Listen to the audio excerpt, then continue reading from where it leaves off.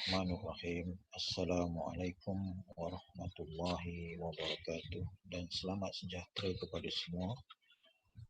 Hari ini saya akan membincangkan kata kerja yang membawa maksud lokatif, benefaktif, kausatif dan refleksif. Setahu saya ada pelajar yang masih keliru perbezaan antara setiap kata kerja tersebut yang membawa maksud keempat-empat yang saya sebutkan tadi. Jadi untuk perbincangan kali ini saya akan menerangkan satu persatu maksud kata kerja yang membawa maksud lokatif, benefaktif, kausatif dan refleksif itu. Dan untuk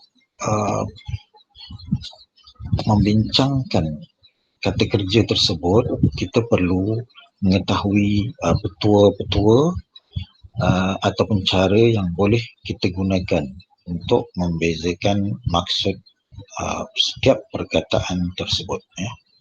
Jadi antara petuanya ialah kenal pasti kata kerja dalam ayat dan imbuhan yang digunakan. Biasanya imbuhan kata kerja yang digunakan di situ ialah mengkan, me-i dan juga imbuhan per. Dan pelajar boleh menggunakan teknik logik berdasarkan makna lokatif, benefaktif, kausatif dan refleksif itu.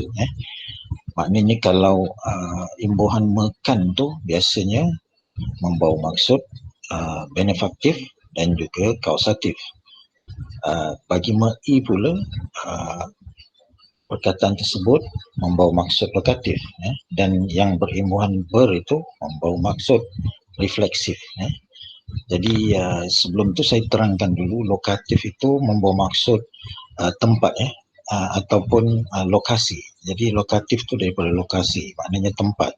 Benefaktif pula ialah benefit, maknanya faedah atau manfaat. Kausatif pula ialah cause, daripada bahasa Inggeris cause, penyebab, menyebabkan sesuatu berlaku. Dan refleksif ini makna refleks kepada diri sendiri. Baik, jadi setelah memahami maksud lokatif, benefaktif, kausatif dan refleksif itu, jadi kita cuba menganalisis soalan ini dan menggunakan petua saya itu tadi untuk pelajar menjawab soalan yang saya kemukakan di sini. Contohnya dalam soalan ada ayat pada pagi itu kami telah mendaki bukit itu. Jadi yang manakah fungsi imbuhan me-i pada perkataan yang dicondongkan dalam petikan di atas? Jadi seperti biasa para pelajar perlu menandakan perkataan yang digunakan, perkataan ataupun kata kerja yang digunakan dalam ayat tersebut. Jadi perkataan yang digunakan ialah mendaki. Jadi kalau mendaki, apakah maksud mendaki itu berdasarkan ayat tersebut? Jadi kalau mendaki bukit sudah tentu membawa maksud lokatif. Jadi maknanya lokasi ataupun merujuk kepada tempat. Jadi kalau soalan seperti ini, jadi mudahlah pelajar untuk mengesannya. Jadi kalau pada pagi itu kami telah mendaki bukit itu, maknanya mendaki bukit membawa maksud dari kaki bukit kita mendaki, maknanya mendaki hingga ke atas bukit itu. Jadi maknanya merujuk kepada kawasan. Jadi dah tentu jawapannya ialah A, membawa maksud lokatif. Jadi bukan kausatif, bukannya maksud refleksif dan bukannya benefaktif. Jadi petuanya kenal pasti kata kerja dalam ayat. Seterusnya pastikan kata kerja tersebut berfungsi atau membawa maksud lokatif ataupun tempat. Kemudian kita lihat soalan yang kedua. Yang manakah ayat yang menggunakan kata kerja berapitan mekan yang membawa maksud benefaktif.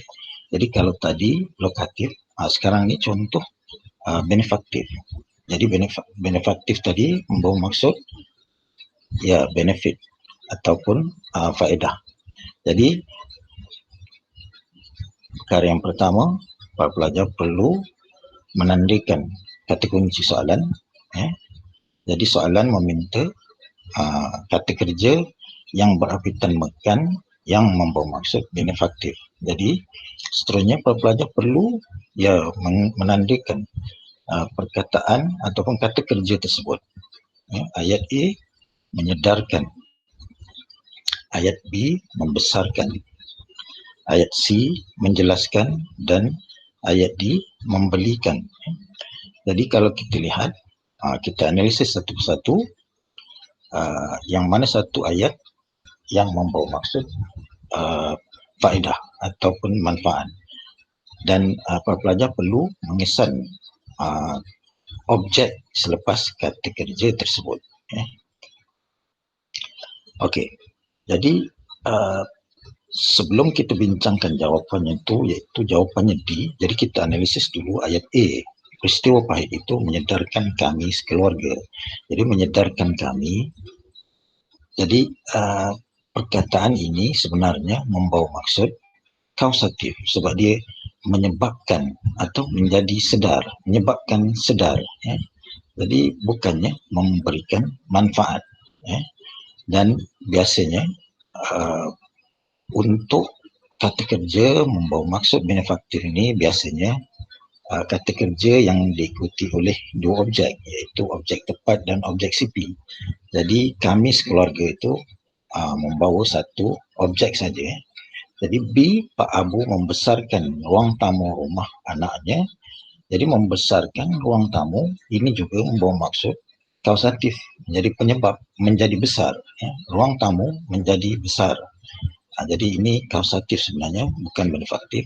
C, guru telah menjelaskan perkara itu kepada semua pelajar. Menjelaskan perkara itu menjadi jelas, juga kausatif. Jadi sudah tentulah jawapannya di Puan Surya membelikan anaknya buku latihan bahasa Melayu. Membelikan anaknya objek tepat yang mendapat manfaat ataupun benefit itu, dan buku latihan bahasa Melayu itu sebagai objek CP. Jadi petuanya para pelajar perlu mengesan kata kerja tersebut dan perlu diikuti oleh objek tepatnya yang mendapat manfaat atau faedah, seterusnya diikuti oleh objek CP. Baik, seterusnya kita beralih kepada soalan yang seterusnya. Soalan yang ketiga, yang manakah ayat yang menggunakan kata kerja berapitan mekan yang membawa maksud kausatif? Ya, saya rasa para pelajar boleh menganalisis ayat tersebut setelah saya bincangkan tadi soalan yang pertama dan kedua. Yang pertama tadi lokatif, yang kedua benefaktif. Kali ini yang membawa maksud kausatif. Jadi jawapan A, kakak memasakkan adik nasi goreng. Jadi okey, para pelajar belum menandakan perkataan memasakkan kata kerjanya. Ya, kata kerja kedua mendeklamasikan, kata kerja ketiganya mengumumkan, dan seterusnya mengecilkan. Jadi kalau kita lihat, kita akan memberikan tumpuan kepada kata kerja yang membawa maksud kausatif. Kakak memasakkan adik nasi goreng. Jadi memasakkan adik mendapat manfaat. Manfaat itu merujuk kepada objek tepat, dan nasi goreng itu sebagai objek CP. Jadi ini sebenarnya bukan kausatif, tetapi ya sebagai perkataan kata kerja yang membawa maksud benefaktif. Ya. Kemudian Dini mendeklamasikan sajak di atas pentas. Jadi mendeklamasikan sajak, kita tak boleh katakan dia sebagai kausatif. Ini merujuk kepada kata kerja yang membawa maksud melakukan sesuatu perbuatan. Dia mendeklamasikan atau membacakan saja, bukan menjadi penyebab deklamasi. Jadi tak boleh. Begitu juga dengan jawapan C, kerajaan mengumumkan bantuan kepada rakyat. Jadi juga tidak membawa maksud kausatif, kerana mengumumkan itu sebagai membawa maksud kata kerja yang membawa maksud sesuatu perbuatan, mengumumkan, menjadikan umum, menjadi umum, jadi tak boleh. Tapi kita lihat jawapan D, Fatimah mengecilkan kaki seluar adiknya semalam. Ya, mengecilkan, menjadi kecil, kaki seluar adiknya menjadi kecil. Jadi di sinilah petua yang perlu dikuasai oleh pelajar tentang cara untuk mengesan kata kerja berapitan ataupun berimbuhan yang membawa maksud kausatif ataupun penyebab. Jadi petuanya seperti biasa, itulah di petuanya ya. Jadi yang pertama kenal pasti kata kerja dan kemudian pastikan kata kerja tersebut membawa maksud kausatif ataupun menyebabkan jadi. Menyebabkan jadi sesuatu, contohnya menyebabkan kecil, menyebabkan kecil. Itu untuk jawapan D, mengecilkan tadi. Baik, seterusnya kita lihat soalan yang keempat, iaitu ya kali ini kata kerja yang bawa maksud refleksif. Jadi refleksif ini memberikan refleksi kepada diri sendiri ya. Okey, kalau kita lihat petuanya terlebih dahulu, seperti biasa kenal pasti kata kerja dalam setiap ayat itu. Jadi para pelajar perlu menandakannya. Ya, oleh sebab refleksif ni para pelajar lebih mudah untuk mengesannya kerana imbuhannya ialah imbuhan ber. Jadi ayat pertama bersatu, ayat kedua berada, ayat ketiga bersolek dan ayat keempat berjemur. Okey, jadi sebelum kita bincangkan jawapan, kita analisis satu persatu ayatnya. Semua rakyat perlu bersatu hati. Adakah ini membawa maksud refleksif? Ya, sudah tentu tidak. Jadi ayatnya pun membawa maksud bersatu hati, dia tidak membawa maksud refleksif, refleks kepada diri sendiri. Ayahnya masih berada di pejabat juga tidak membawa maksud refleksif. Tapi kalau dilihat dalam ayat ketiga, jadi para pelajar baca ayat ketiga, Sofia sedang bersolek di hadapan cermin. Bersolek, jadi maknanya memberikan refleksi. Dan juga ayat keempat, pelancong itu sedang berjemur. Tindakan pada diri sendiri, dia berjemur di tepi pantai.